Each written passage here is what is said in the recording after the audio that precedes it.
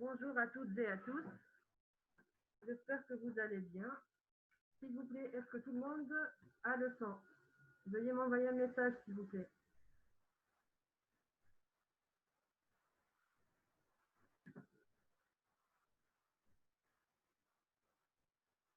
Est-ce que vous voyez la diapo?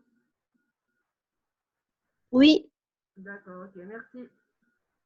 de Donc, rien. veuillez couper vos micros. On va commencer tout de suite.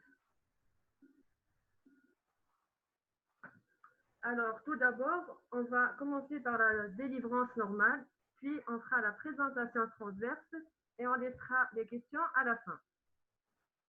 Alors, en ce qui concerne les objectifs du cours, donc il est essentiel de connaître les mécanismes physiologiques de la délivrance, de savoir comment on fait le diagnostic cliniquement, comment surveiller l'accouché pendant et après l'expulsion des annexes, et enfin, comment faire l'examen du délivre en salle de naissance.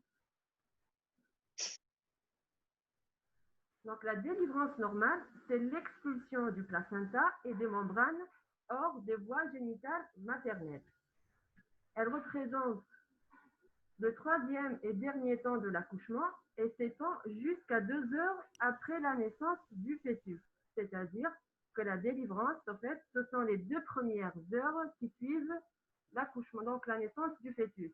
Au-delà de la 2e heure et jusqu'à la 24e heure, on parle de postpartum immédiat, bien de suite de couche. C'est également une période très délicate et très dangereuse. دكتور Oui, دكتور oui. لو son شوية ماهوش كلار. Avant, parce que le son il est au maximum sur le PC. Essayez d'augmenter le son donc, de votre ordinateur ou votre portable. Donc, je vais essayer de rapprocher le micro. Et ça va comme ça? Est-ce qu'il est meilleur le son comme ça ou pas? Oui, oui, D'accord. هكا خير, c'est mieux, هكا mieux. D'accord. Merci. Merci.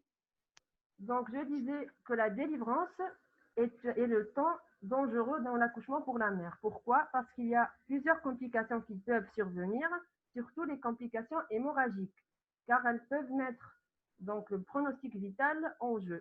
Donc, la patiente peut décéder. On distingue plusieurs types de délivrance. Donc, tout d'abord, il y a la délivrance normale spontanée, c'est-à-dire que l'expulsion des annexes se fait simplement sous l'effet de la gravité, des contractions musculaires réflexes du périnée et des efforts maternels. Donc ici, l'accoucheur n'intervient point. Le deuxième type, c'est la délivrance normale naturelle. Là, donc l'extraction du placenta après qu'il s'est décollé et donc migré dans le vagin, on va aider l'expulsion avec une manœuvre externe simple. Donc, elle nécessite une tierce personne. Le troisième type, c'est la délivrance dirigée. Donc là, on va administrer un ocytocique, donc qui est le syntocinon. Donc, il va faciliter le décollement du placenta. Il va raccourcir la période de la délivrance, limiter ainsi les pertes sanguines et donc c'est un moyen de prévention des hémorragies de la délivrance. Le dernier type, c'est la délivrance artificielle. Donc ici, on va introduire la main pour décoller le placenta et l'extraire manuellement.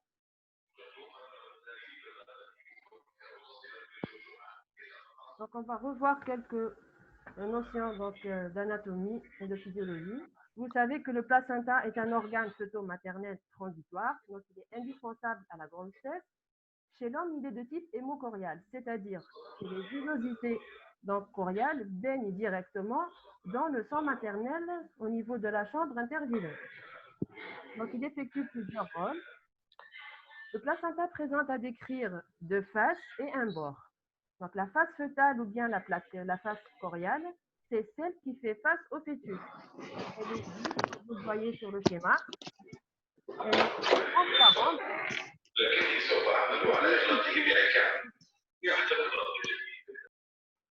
S'il vous plaît, vous coupez les micros.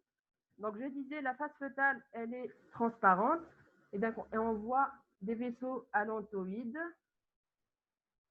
qui sont ici. qui se regroupent au centre pour donner naissance au cordon. Donc sur cette image, il est un peu périphérique, mais normalement, le cordon s'insère au niveau du centre du placenta. Sur la face maternelle, c'est-à-dire c'est la face qui va s'accrocher à la paroi utérine, à l'aqueduc basal. Donc elle est faite de cotylédons. Donc ce sont les masses charnues qu'on voit ici, séparées par des sillons. Quant au bord, il y a les membranes qui vont s'insérer tout autour. Donc pour le placenta, son diamètre, il fait 18 à 20 cm de diamètre. Pour l'épaisseur, il est épais au centre, 4 à 5 cm, et sur le bord, il devient fin. C'est un organe qui n'est pas statique, donc qui est dynamique tout au long de la grossesse. Il va subir des modifications histologiques, de même pour son poids qui va varier. Il faut savoir qu'à terme, son poids représente environ 1/6 du poids du fœtus. Donc environ c'est 500 à 700 grammes rien que pour le placenta. Une autre chose aussi sur la face maternelle. Donc on a dit, elle s'accroche sur la paroi utérine. C'est au fait au niveau de l'aqueduc basal que va survenir le clivage, donc le décoilement du placenta.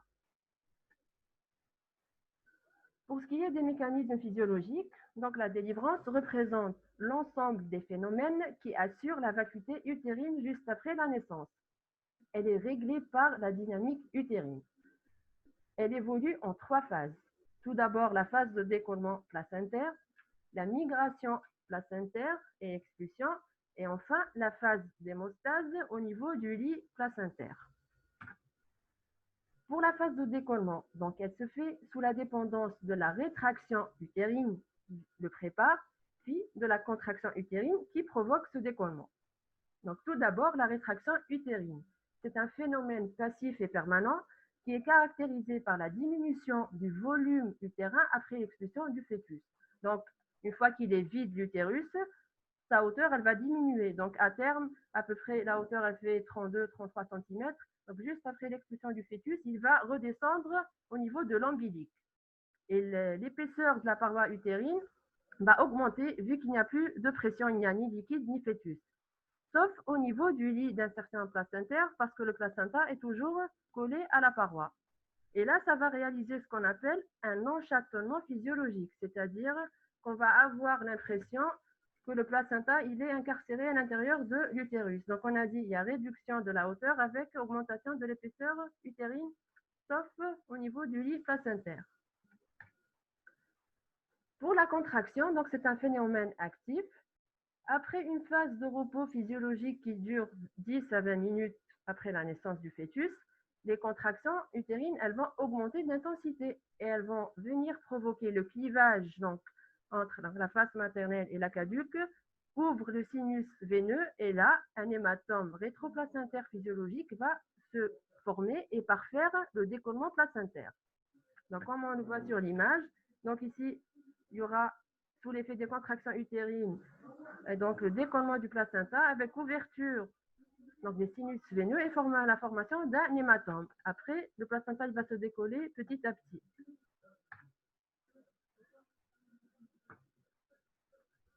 Pardon. Donc, ça, c'était la première phase, la phase de décollement. La deuxième phase, c'est la migration et l'expulsion du placenta.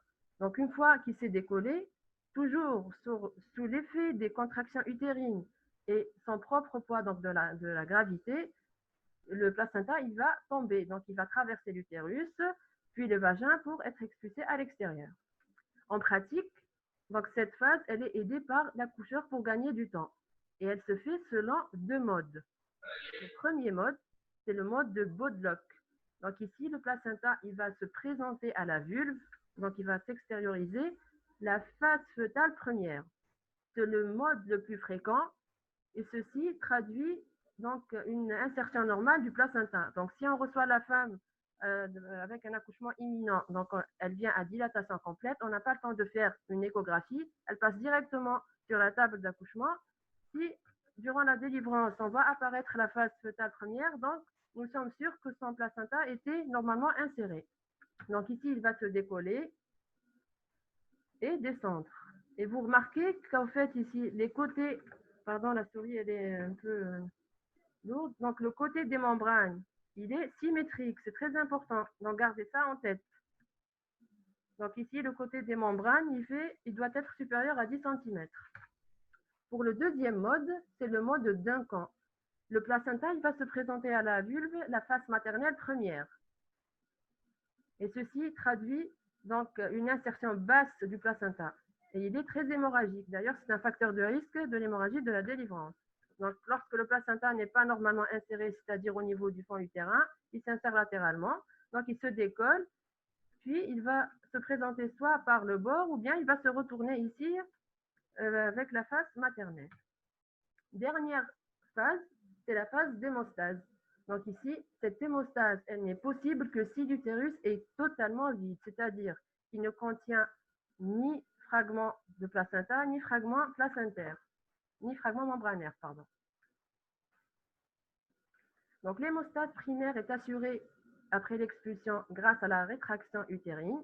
Les fibres musculaires donc, du myomètre vont se collaber et réaliser ce qu'on appelle la ligature vivante de Pinard. Par la suite, donc c'est l'hémostase donc grâce à la formation du clou plaquettaire qui va obturer mécaniquement les vaisseaux et donc réaliser l'hémostase et ce qu'on appelle aussi le globe de sécurité par la rétraction utérine. Donc, pour résumer, une délivrance normale, elle nécessite un muscle utérin apte à remplir sa fonction contractile et rétractile. Donc, on a dit que la dynamique utérine était très importante dans ce processus. Et ceci est possible que si l'utérus est vide. Il faut un placenta normal dans sa forme, ses dimensions et son insertion, une coagulation normale efficace, et une attitude médicale qui respecte la physiologie. Donc, on va en parler tout à l'heure. Il ne faut jamais faire une traction sur le cordon. Donc, toute anomalie portant sur l'un de ces facteurs peut être responsable de complications. Maintenant, pour ce qui est de l'étude clinique, donc la délivrance, en fait, doit être faite dans un délai de 30 minutes après la naissance. Si après 30 minutes, le placenta ne se décolle pas, là, on bascule dans la délivrance pathologique. L'étude clinique, pareil, fait distinguer 3 étapes successives. Tout d'abord, la phase de rémission, la phase de décollement et enfin la phase d'expulsion. Pour la phase de rémission, donc généralement la patiente, une fois que le fœtus a été expulsé, elle va se sentir mieux et elle va vous dire je ne ressens plus les contractions utérines. Donc c'est la phase de rémission. Elle survient donc après la naissance et dure 10 à 20 minutes. Elle est caractérisée par la disparition des contractions douloureuses, l'absence d'hémorragie, sauf s'il y a une lésion vulvo-vaginale associée ou bien une épisiotomie, donc il y a un tout petit saignement. Et enfin, l'utérus, donc je dis tout à l'heure, il va être rétracté et dur à la palpation, il va descendre donc au niveau de l'ombilic. La deuxième phase de décollement, elle est caractérisée par la reprise des contractions utérines douloureuses. Donc là, la femme, elle va vous dire, les contractions sont de retour. Il y aura une petite hémorragie et le fond utérin, en fait, il va remonter au-dessus de l'ombilic parce que la migration du placenta, donc à travers l'utérus, il va déplisser le segment inférieur, ce qui va faire remonter un peu l'utérus au-dessus de l'ombilic. Après, il va redescendre. Donc, on va voir tout ça en image. Comment maintenant on fait le diagnostic de ce décollement? Donc, il repose sur une manœuvre de mobilisation de l'utérus vers le haut. Une main va empaumer la partie basse de l'utérus à travers la paroi abdominale et on va remonter l'utérus vers le haut. Donc, comme on le voit sur ce schéma, on va mettre la main au niveau de la partie basse donc de l'utérus et on fait le geste de remonter vers le haut. Si le placenta il est toujours collé à l'utérus. Et nous, on va regarder en fait ici la pince qui a clampé le cordon. Si le placenta est toujours collé, logiquement, le cordon il va rentrer dans le vagin. Maintenant, si le placenta est décollé, donc en faisant cette manœuvre, en mobilisant l'utérus, le placenta ne va pas bouger. Donc ici, la pince, elle ne va pas bouger. Donc c'est grâce à cette manœuvre de refoulement utérin qu'on va faire le diagnostic du décollement. Donc sur cette image, ici, ce qu'on voit en très gras, c'est l'utérus après l'expulsion du fœtus. Donc on a dit, il descend au niveau de l'ombilic. Ce que vous voyez ici, c'est lorsque le placenta décollé va migrer. Donc, il descend, il déplisse le segment inférieur, donc l'utérus, il va se redresser. Et ce qu'on voit en pointillé, c'est le globe de sécurité. Donc, après l'expulsion du placenta et des membranes, là, c'est bon, l'utérus, il sera ferme et bien rétracté et former ce qu'on appelle le globe de sécurité. Pardon.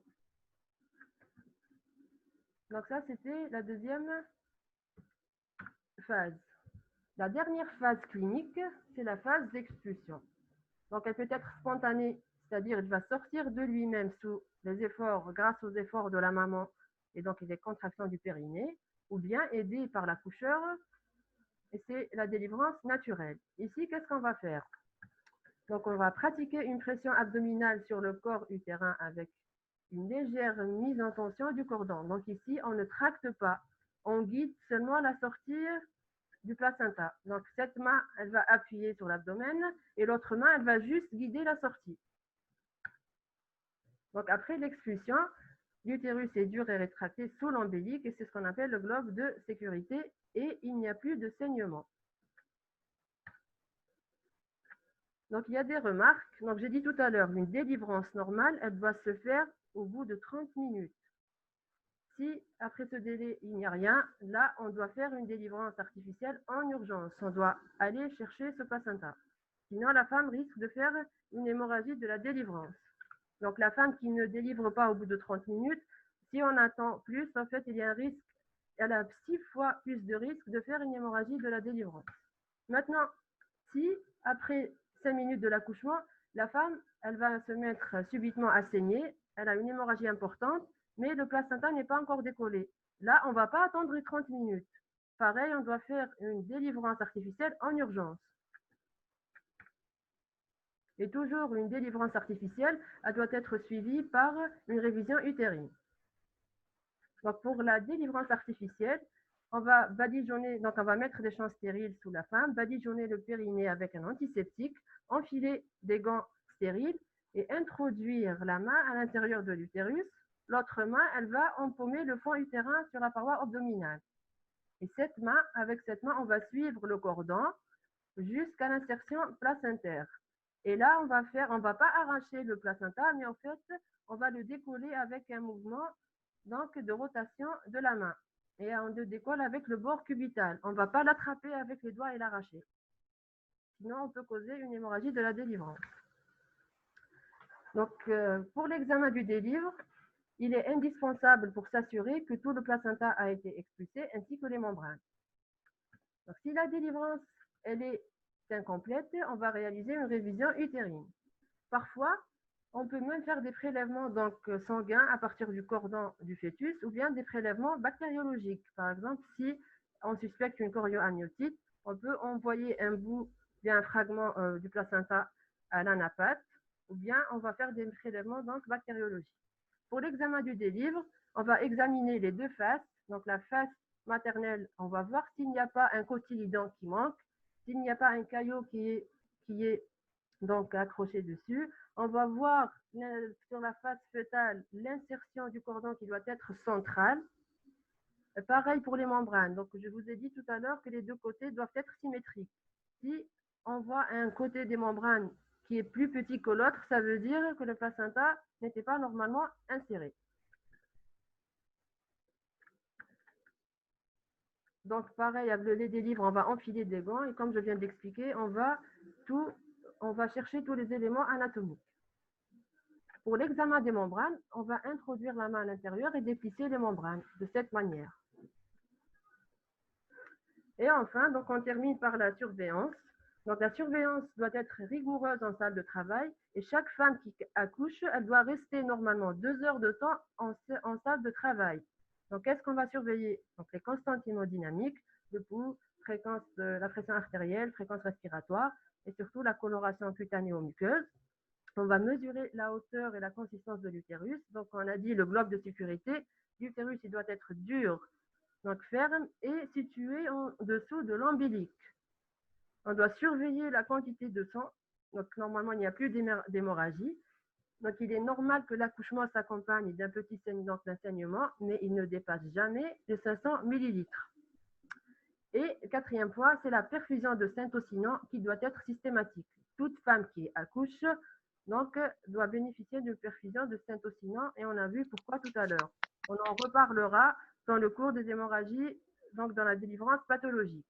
Et enfin, on doit prévenir l'allo-immunisation fœto-maternelle si la femme est de rhésus négatif et que le fœtus est de rhésus positif. Donc les points essentiels, il faut respecter la physiologie de la délivrance, car les accidents sont souvent imputables à la hâte et à une faute technique de la part de l'accoucheur. Il ne faut jamais faire de traction sur le cordon ou le placenta.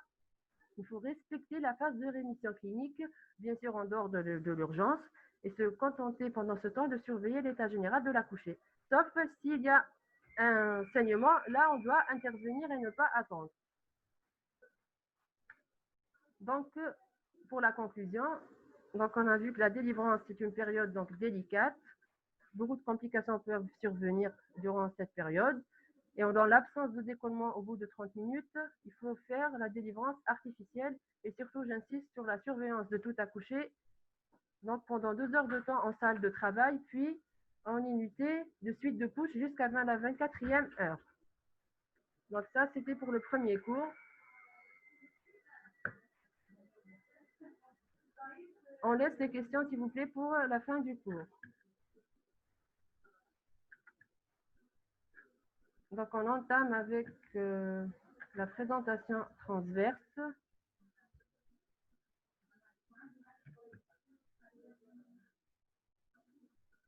Ici, pour les objectifs, donc, il faut savoir faire le diagnostic de la présentation et proposer une conduite à tenir, donc, appropriée. Vous savez qu'il existe plusieurs présentations fœtales. Et tout d'abord, la présentation fœtale, c'est la partie du fœtus qui se présente en premier au détroit supérieur, c'est-à-dire c'est la partie qui est en contact avec le bassin maternel. S'il s'agit d'une tête, on parlera de présentation céphalique, comme on le voit sur le schéma. Si c'est le siège qui se présente en premier, on parlera de présentation de siège ou bien podalique. Il en existe plusieurs modes, vous verrez ça en détail dans le cours approprié. Donc, le plus souvent, le fœtus, il est en position longitudinale, c'est-à-dire son axe est parallèle à celui de la maman. Mais rarement, sous certaines conditions, il va se mettre en position transversale. C'est ce qu'on appelle la présentation transverse. Donc, lorsque l'aire du détroit supérieur n'est occupé ni par la tête, ni par le siège du fœtus, et qu'il est en position transversale, là, nous sommes devant une présentation transverse. Elle est à distinguer de la présentation oblique. Dans la présentation oblique, on a par exemple une tête dans un hypocondre et le siège dans le flanc contralatéral. Donc, elle ne pose pas de problème généralement. Durant le travail, le fœtus, il va de lui-même se corriger. Donc, il se met soit en céphalique, soit en siège. Docteur, Oui. il n'y a pas d'image. Ah bon? Pourtant, il est Oui. ici, je l'ai partagé. Attendez. Donc, vous n'avez rien Ok. vu depuis le début? Rien. Mais les بدأ le cours, il n'y a pas. Mais peut-être le deuxième cours. Ah, deuxième cours, t'as la Ah, d'accord, présentation. oui. Attendez, je vais repartager. Et là, vous voyez ou pas? Est-ce que vous voyez maintenant? Non. Ok, درك نشوفوا درك oui. C'est OK pour tout le monde? Attendez. Oui, D'accord. docteur, Une seconde. c'est affiché. Donc, c'est bon pour tout le monde?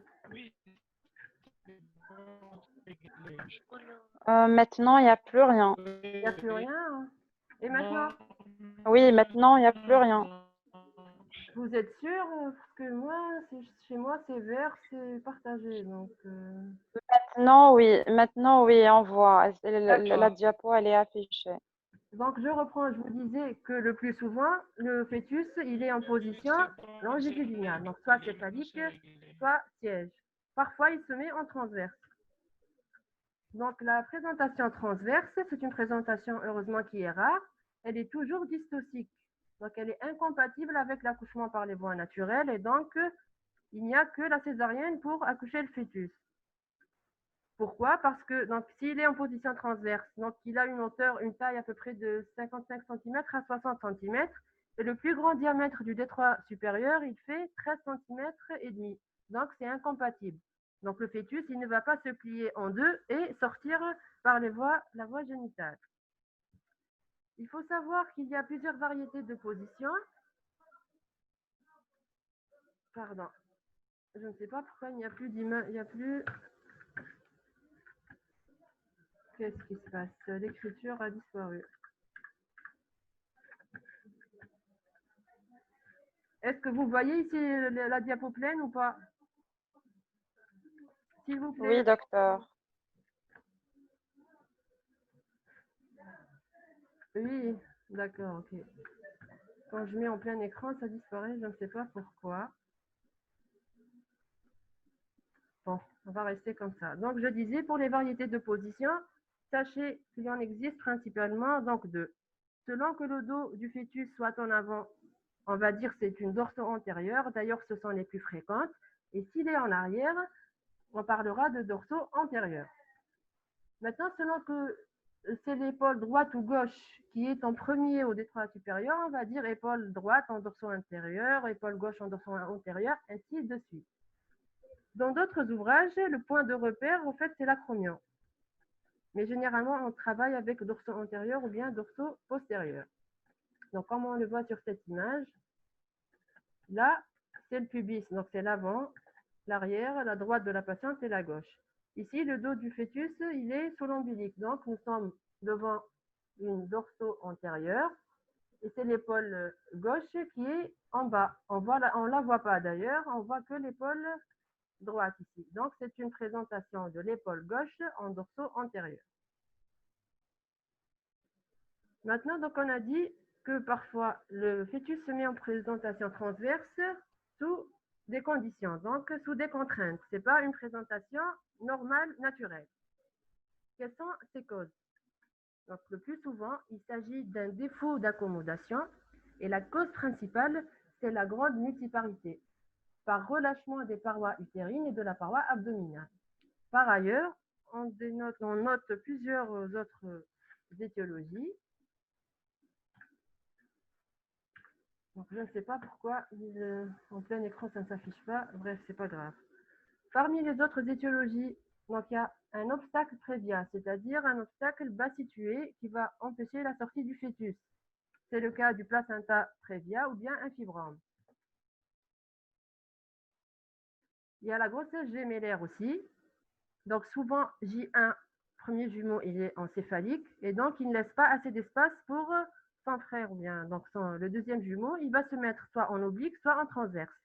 Il y a aussi les malformations fœtales, surtout qui intéressent le pôle céphalique, l'anencéphalie et les hydrocéphalies.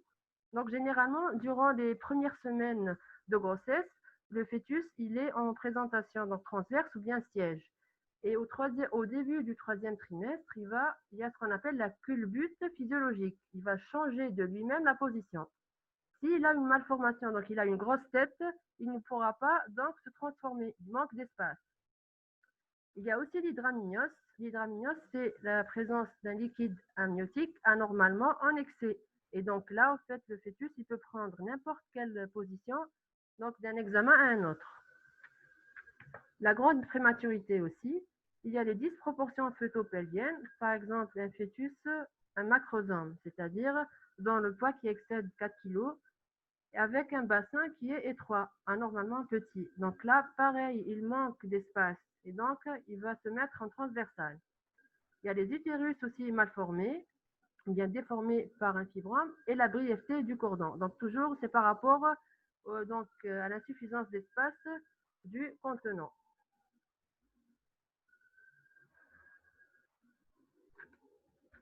Donc ici, c'était des images pour vous montrer l'annonce échographique de l'anencéphale. Donc là, c'est un fœtus normal. Vous devinez le pôle céphalique avec les contours osseux de la boîte crânienne. Et là, qu'est-ce qu'on remarque?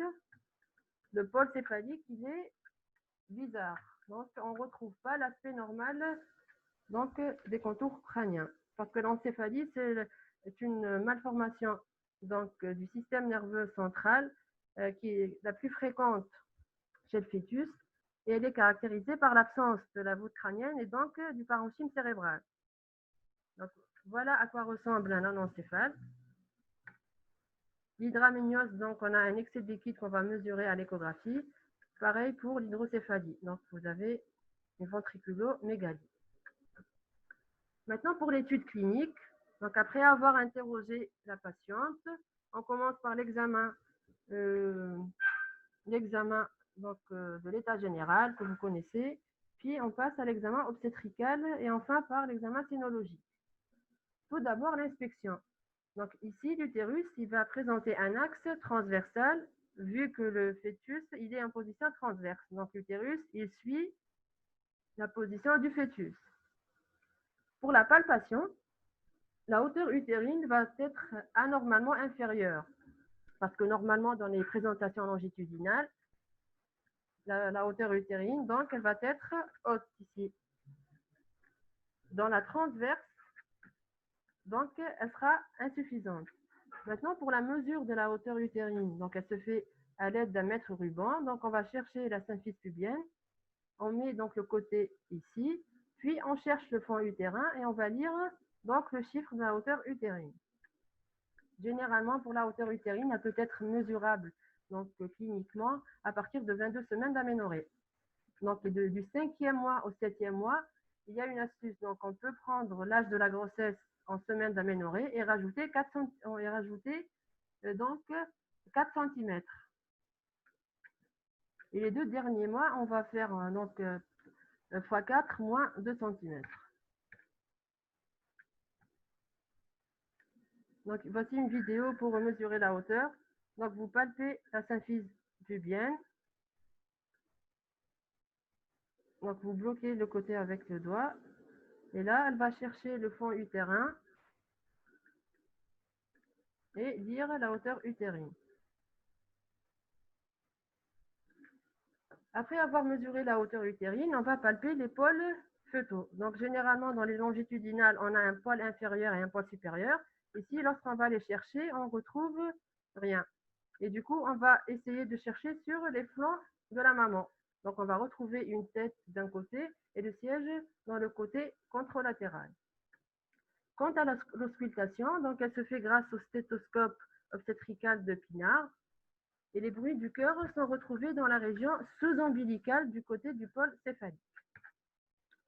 Pour le toucher vaginal, pendant la grossesse, on a dit que le fœtus va se mettre en position transverse. Donc, l'excavation sera vide et le toucher ne va retrouver aucune présentation à travers le segment inférieur. Par contre, pendant le travail, lorsque les membranes sont toujours intactes, lorsqu'on va faire le toucher vaginal, on va percevoir une poche remplie d'eau. Donc, c'est ce qu'on appelle la poche des os, qui est anormalement volumineuse et saillante. Pourquoi? Parce que lorsqu'il est en position transverse, le liquide il va s'accumuler en dessous de la présentation et vu qu'il y a une hyperpression, donc ça va bomber. Et du coup, notre examen va manquer d'informations. Lorsqu'on va faire le toucher, on va toucher que la poche. On ne va pas avoir accès aux repères fœtaux. Par contre, lorsque les membranes sont rompues, là, on va toucher directement l'acromion. Et là, on va l'appeler présentation de l'épaule. C'est lorsque les membranes se rompent qu'on appelle présentation de l'épaule. Lorsque les membranes sont intactes, on dit présentation transverse.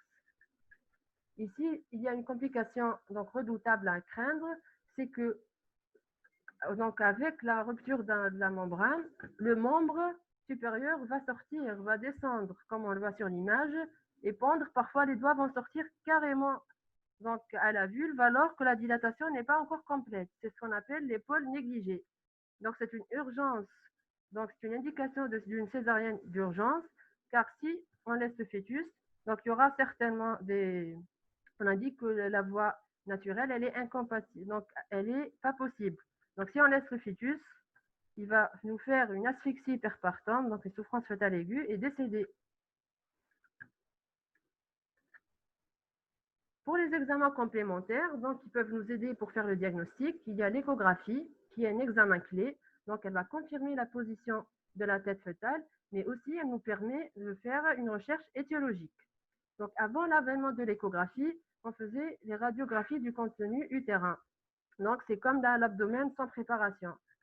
On voit là donc une photo. Donc là, c'est la colonne vertébrale de la maman. Et ici, on voit le squelette du fœtus. Donc là, la tête qui est dans un flanc et le voilà qui est en position transverse sur le bassin maternel. Maintenant, quelle est la conduite à tenir? Il faut savoir que la version spontanée, c'est-à-dire la transformation d'une transverse en une longitudinale, elle est exceptionnelle. Donc, la voie d'accouchement possible, c'est la césarienne. Ou bien, on peut faire une version par manœuvre interne si le fœtus il est décédé. C'est quoi? Donc, on l'a fait aussi sur le deuxième jumeau. Donc, qu'est-ce qu'on va faire en fait? On va attraper les pieds du fœtus. Si le siège est à gauche, on introduit la main gauche. On va faire une traction douce et du coup, on va verticaliser le fœtus et on va le transformer en une présentation longitudinale. Donc, cette manœuvre, c'est ce qu'on appelle la manœuvre par version interne. On l'a fait seulement sur le deuxième jumeau qui est vivant et certaines équipes peuvent aussi la faire dans une grossesse monofœtale si le fœtus il est décédé. Donc là, on peut manœuvrer parce qu'il y a un risque en fait de faire une rupture utérine. Donc, qui peut aussi mettre en danger le pronostic maternel. Pour ce qui est du pronostic, donc généralement, il est bon si le diagnostic il est précoce. Donc, on va programmer la patiente pour une césarienne donc à froid. Et toujours, on doit vérifier la présentation avant d'envoyer la femme au bloc. Donc, on a dit que la version spontanée, elle est exceptionnelle, mais ça peut arriver. Donc, ça nous est déjà arrivé donc, de recevoir une femme pour un programme, pour une césarienne, pour présentation transverse. Et lorsqu'on fait l'écho avant de l'envoyer au bloc, hop, on trouve qu'il a changé de position. Il faut toujours craindre donc l'épaule négligée et aussi, j'ai oublié d'en parler, la procidence du cordon. Lorsque la poche elle est saillante, si elle se rampe, parfois le cordon tombe avant la présentation et ceci peut mettre aussi donc en danger le fœtus. Donc pour conclure, la présentation transverse, elle est toujours dystoxique, incompatible avec l'accouchement naturel. Il ne faut pas compter sur l'expulsion en conduplicato corporé, c'est-à-dire le fœtus qui se plie en deux. Donc ceci peut être possible par exemple dans les avortements tardifs. Donc si la femme donc elle fait un avortement à 24 semaines et que le fœtus est en position transverse, on ne va pas réaliser une césarienne sur un fœtus non viable. Donc il est assez petit et donc il va se plier en deux et va sortir par les voies naturelles. Et toujours craindre les deux complications qui sont l'épaule négligée et la procidence du cordon.